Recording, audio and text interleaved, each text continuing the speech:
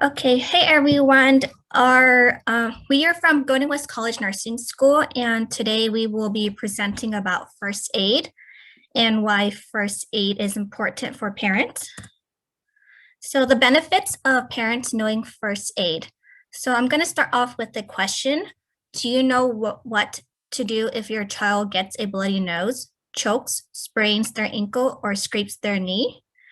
This is why all parents should have a few basic first aid skills because it can save your child's or someone's life. Safety is a big priority for all parents, whether at home or outside. Infants and toddlers are at risk for choking and suffocating on toys and other material, and preschoolers are always on the go and prone to falls and accidents. It is also recommended that parents take a CPR class.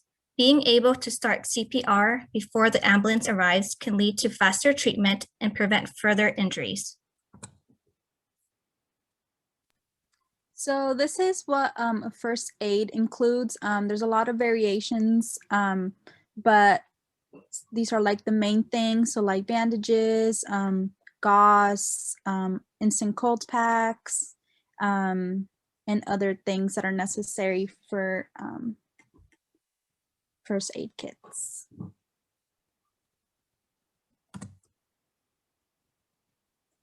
So there's 3 P's to guide you guys as parents. So these include prevent further injury, preserve life, and to promote recovery.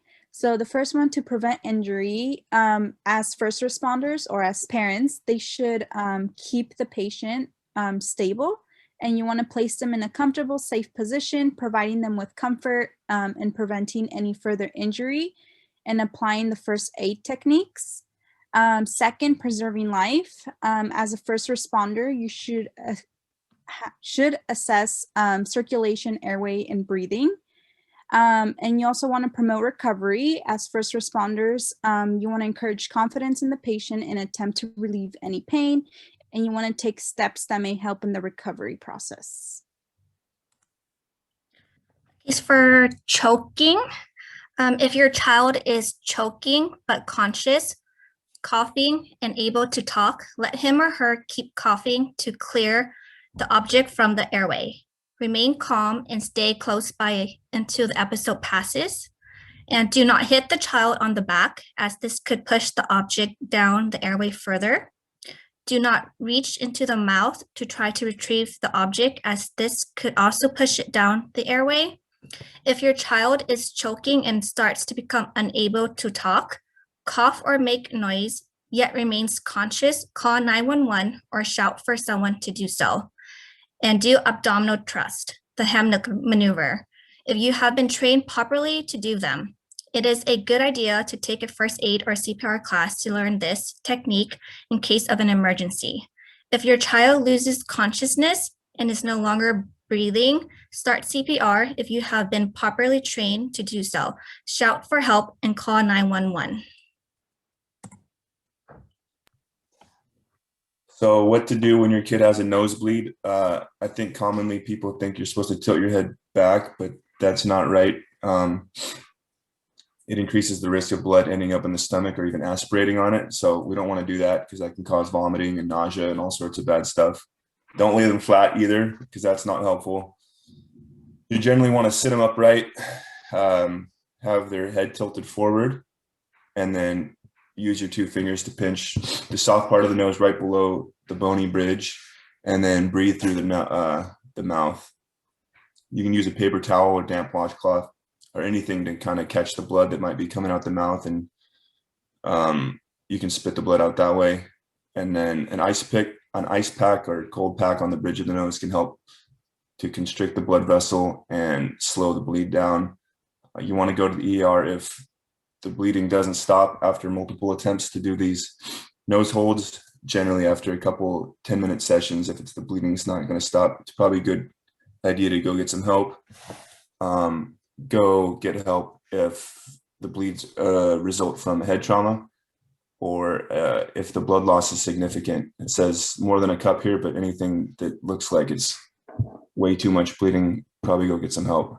Also, if your kid is swallowing so much blood that they're vomiting, that's a good idea to get help from that as well. And then for minor burns, and I'm not talking about super intense 3rd-degree burns or anything, but some kind of common burns that might happen around the house. You want to use cool water over it for 5-10 minutes to reduce the temperature, stop the burning process, because your skin can continue to burn after it's removed from the heat source because of the heat that's within the tissue. So you just want to cool it down. Cover it with a non-adherent dressing like the ones pictured in the bottom left.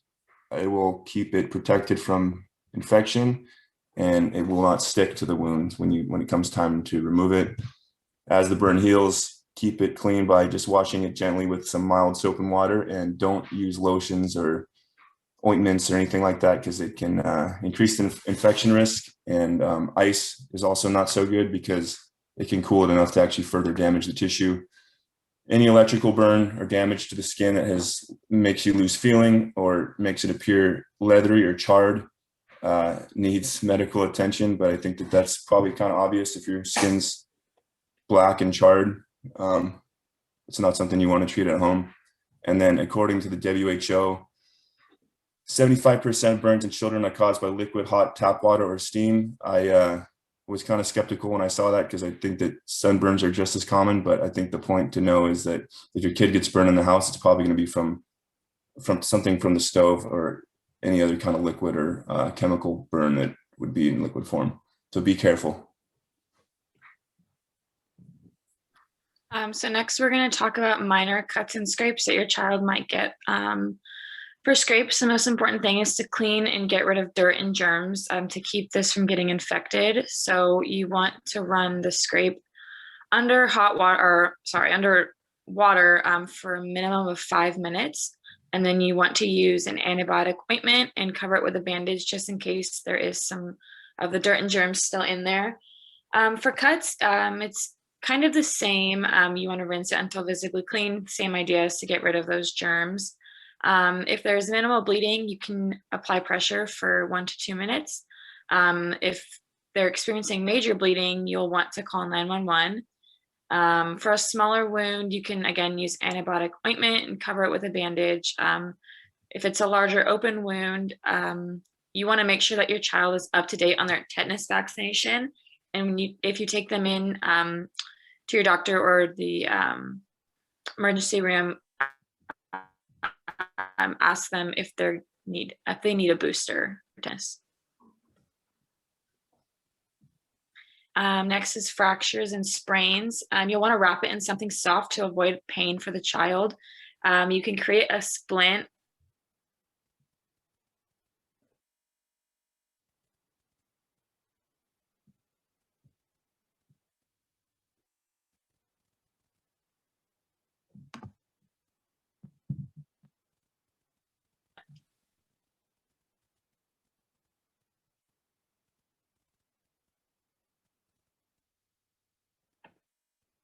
Is Sarah froze?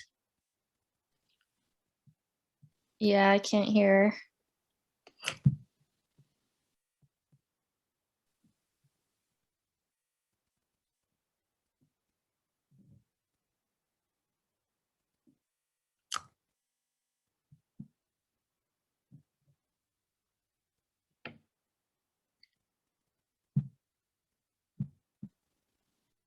Does someone want to take over for Sarah? Yeah, I can take over. Okay, so where Sarah left off, she was talking about you want to wrap something soft to avoid pain for the child if there's a fracture.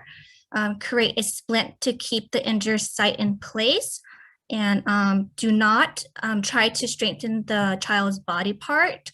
You want to keep the child immobilized and in a neutral position with their head and neck. Use ice in a thin towel for a maximum of 20 minutes for the for the sprain area, and seek emergency care if you see bone coming out of the skin. There's a break in the skin surrounding the injury site, and the hand or foot below the injury site turns blue, pale, or becomes cold.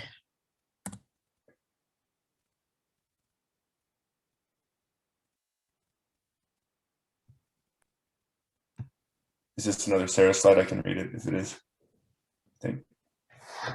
So for head injuries, if the child has a head injury, don't move them. Call 911 immediately if any of these following symptoms appear. They lose consciousness, if they have a seizure, if they can't move body parts, if blood or fluid is coming out of their ears or nose, that's all very bad news. So call 911 immediately, or any kind of abnormal behavior that's not within their normal behavior. So call a pediatrician if you notice these signs, these ones that are falling. If the kid appears drowsy or is difficult to be awakened, or if they have headache, nausea, or vomiting.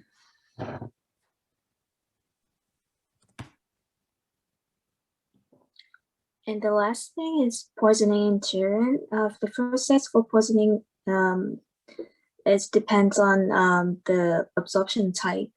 If it's through inhaling, remove the child to fresh air, open doors and windows to circulate air, fresh air in space poisoning occurred.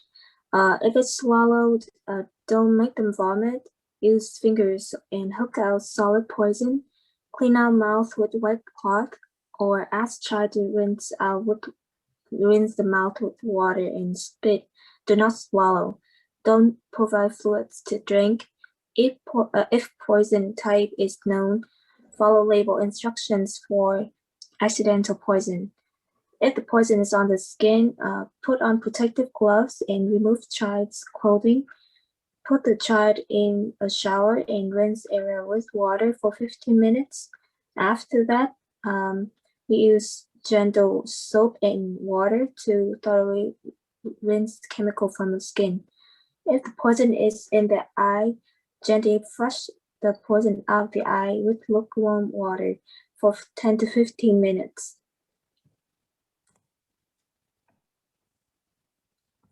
And this is the reference. And thank you for listening.